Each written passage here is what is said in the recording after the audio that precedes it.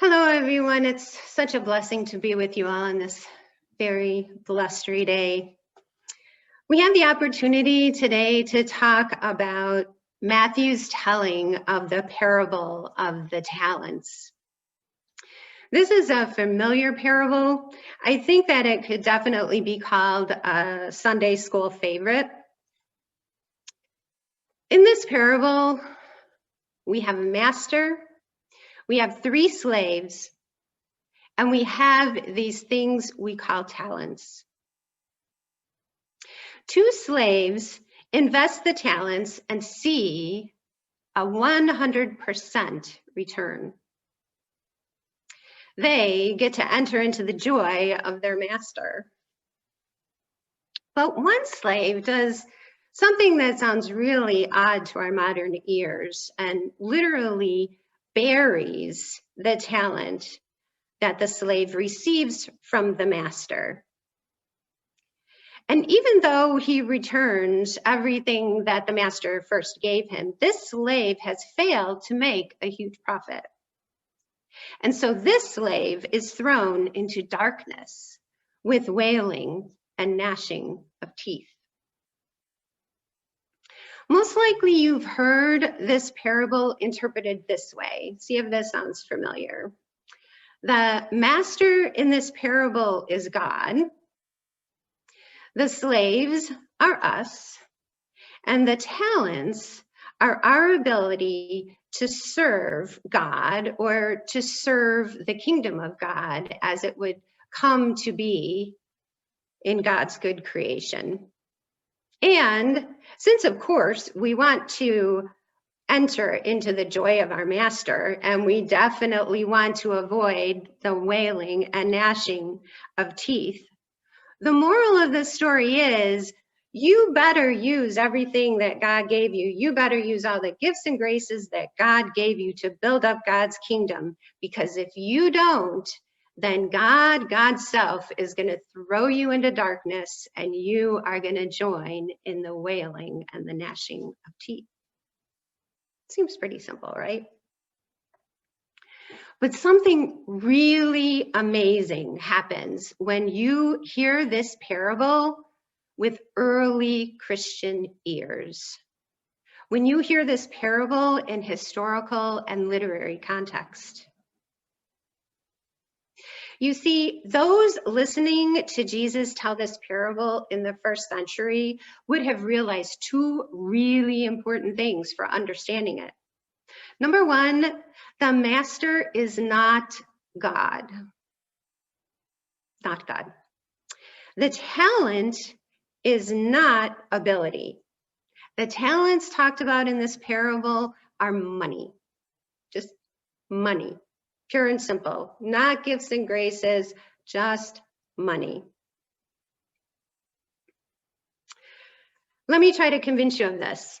You know the denarius, right? Okay, the denarius is that coin that earlier in Matthew's gospel and in all the synoptic gospels, people bring to Jesus and actually show him this physical coin that we still have denarii today. They survived 2,000 years, and they bring this coin to Jesus and they say, Jesus, are we supposed to pay taxes? And we all know what Jesus says, right? Jesus says, give to Caesar what is Caesar's, and Caesar's picture is on that coin, so that coin goes to Caesar, and give to God what is God's. This is Jesus unequivocally saying, okay, that God is not defined by money.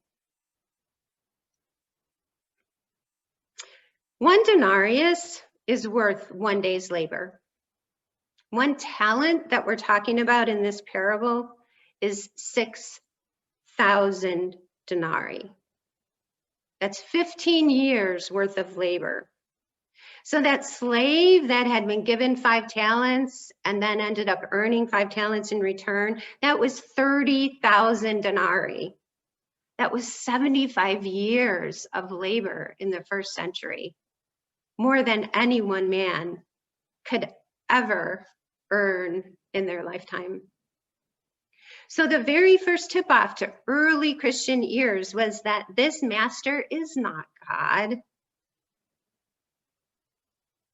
Remember that there would be no reason for Matthew to define God by money, because earlier on he said, you cannot serve two masters. There are at least two masters, God and mammon. You cannot serve both. Why would Matthew choose to describe God by money? So the master here is at least Caesar, right? According to the denarii and who's on it. And more generally, the master is greed. The early Christians were taxed at a rate of 40%, a rate that made it nearly impossible to make it day to day. The talent is money, the master is greed, or mammon, as Matthew calls him. And earlier in the gospel, we're reminded you cannot serve both. So then let's look back at the actions of these slaves to greed with early Christian eyes. Guess what? The one that did the odd thing that's so odd to our ears, that odd thing of bearing the money, was actually the hero of the story. Because that slave followed the literal advice that was going around for the people of God at the time. The Mishnah itself actually suggests that this is what a righteous and good man would do when given care of someone else's money. You would bury it to keep it safe so that you wouldn't be tempted to use it for yourself, and you wouldn't be tempted to try to get this money to produce more money, because that would involve risk. And that would be a betrayal to the person that gave you the money to begin with. Also, the early Christian community understood that any profit that was made always comes from someone else's expense. All profit comes at someone else's expense. So to make the huge 100% returns that these slaves to greed would make could only come from exploiting other people in the community. So the first two slaves in this story are the villains. To get a little bit of a reality check here, we don't even have to go to the Mishnah to find out that what was happening with these talents was exploitative.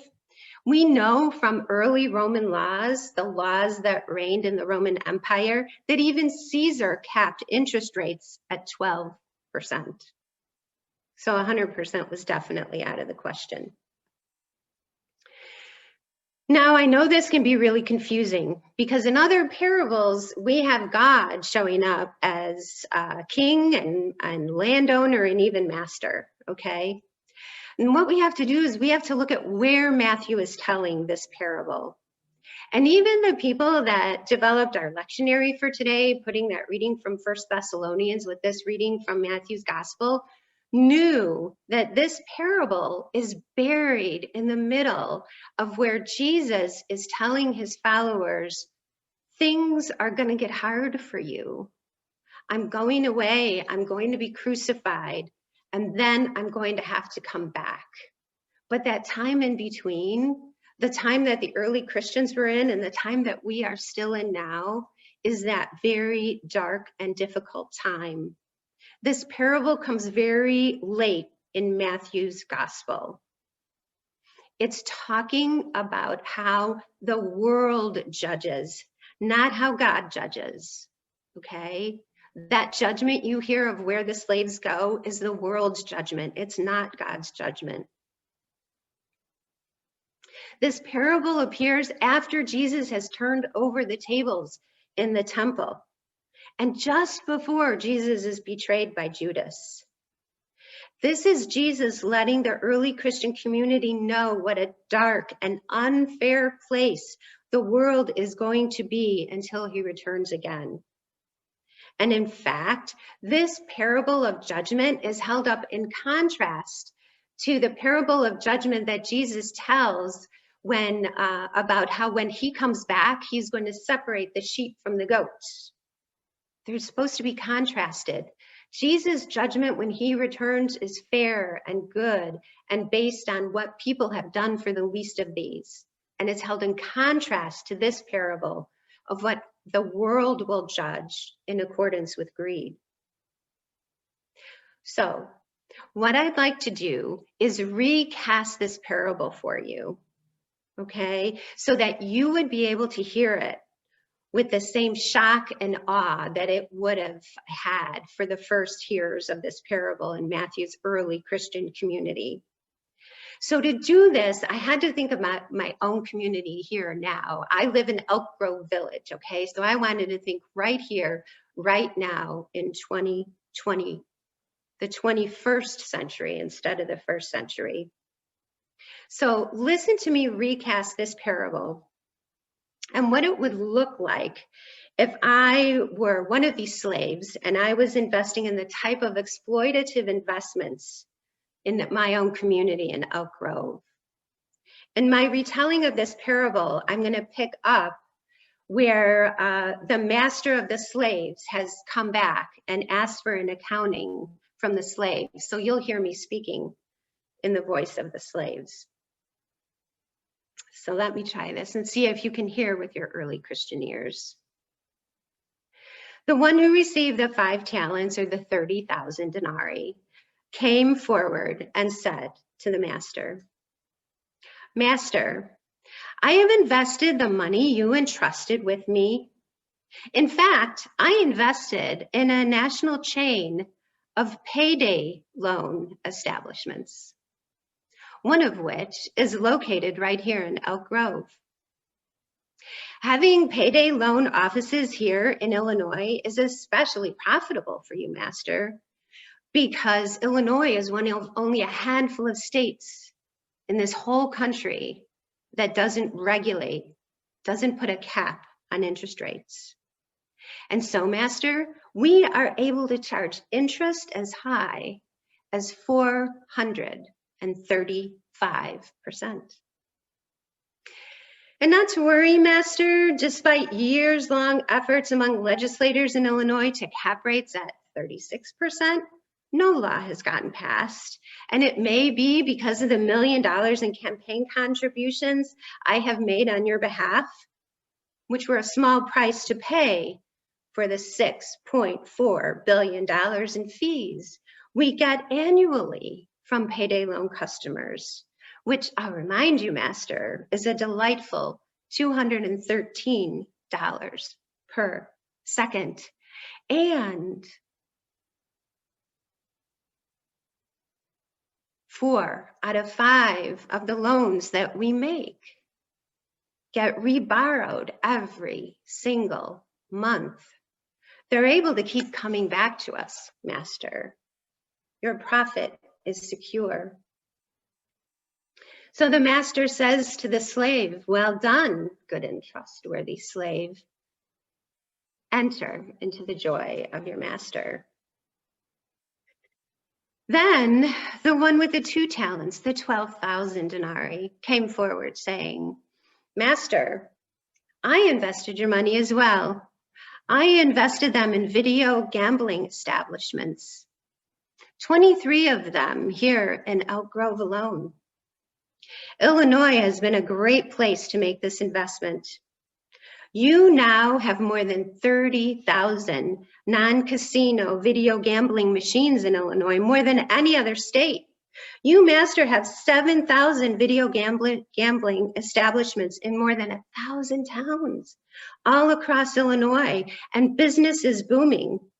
Gamblers lost $5.8 billion at your devices since 2009. And I know you were worried that a lot of that money was going to be going to the state's education department, but don't worry about that. That was a small $1.8 billion. We're still getting $4 billion, and I can deliver that to you here and now." "Oh, yeah, that's right, Master. They are supposed to be also using some money so that gambling addicts can get some treatment. But don't worry, the state's been supposed to be doing that for the last 5 years, and it still hasn't gotten off the ground. So it's no threat to your investment." And the master says, "Well done, trustworthy servant. Enter into the joy of your master." Then the one who had received the 1 talent came forward, saying, Master, I know you are ruthless and seek to exploit others for gain. I found this fearful, and I did not want to participate. And, okay, what if, now I say to you, that third slave really went rogue? What if that third slave went rogue and said to the master, I decided instead to take your money, master, and instead I decided that I would minister to those you are exploiting. I established a nonprofit. You get it? Nonprofit, buried, not making any profit, right here in Elk Grove. This nonprofit was originally called the Township Mental Health Center, but after I died, they named it after me, Kenneth Young. It's now the Kenneth Young Center. To this day, the Kenneth Young Center still fulfills their mission to provide free counseling, education, and support services for families struggling with mental illness, addictions, and age-related challenges. The parable concludes for this slave. Take this worthless slave and throw him into the outer darkness where there is weeping and gnashing of teeth. Something tells me that that last slave was already in that darkness. Something tells me that Kenneth Young, of his own volition, entered into the wailing and gnashing of teeth that is the daily existence of families struggling with issues of mental illness and addiction and aging and all of the other hard things that life can bring us. And that, my friends, is how Matthew's first hearers would have heard the parable of the talents. It's a very dark portrayal of the world as it is, of a world awaiting a savior. The early Christians hearing this parable were not like us. They didn't have bank accounts and credit cards and retirement savings and overdraft protection. They were the ones lucky to even have that 1 denarius, that 1 day's pay to make it through that 1 day. And on the days when more than 1 denarius was needed, perhaps because of a visit to a doctor, and on the days when the wage earner couldn't earn that 1 denarius because of an illness maybe, these early Christians would be the ones knocking on the doors of those payday lenders, desperate for a way to make it to tomorrow. So friends, this is where getting blown away by hearing this with first century ears. This is where I have my challenge as a preacher to you today. And so I had to call my friend Ann Windholz. And I'm like, Ann, preaching is all about the good news. What do I do? What do I do with this? And God bless her, Ann reminded me of the other reading today of 1 Thessalonians. And she's like, Rene, the light, there is a light in that darkness. Whether we're cast out into the darkness or whether we bravely choose to enter into that darkness, in that darkness, the light can only shine brighter. And that's what our service has been about today. It's been about the light that shines in the darkness. We have a choice. We have a choice of masters. We know another master besides mammon. We know the master other than greed. As followers of Christ, we've chosen that other master, the master that brings the light into the darkness. And 1 Thessalonians calls us to celebrate that light and calls us to encourage one another and build one another up. And so my prayer for all of us today and tomorrow and the next day is that we might be found to be worthless slaves, that we might be found to be the slave that is choosing not to participate in systems of oppression and exploitation, but instead to go to the dark places where there's wailing and gnashing of teeth and be the light. May God make it so.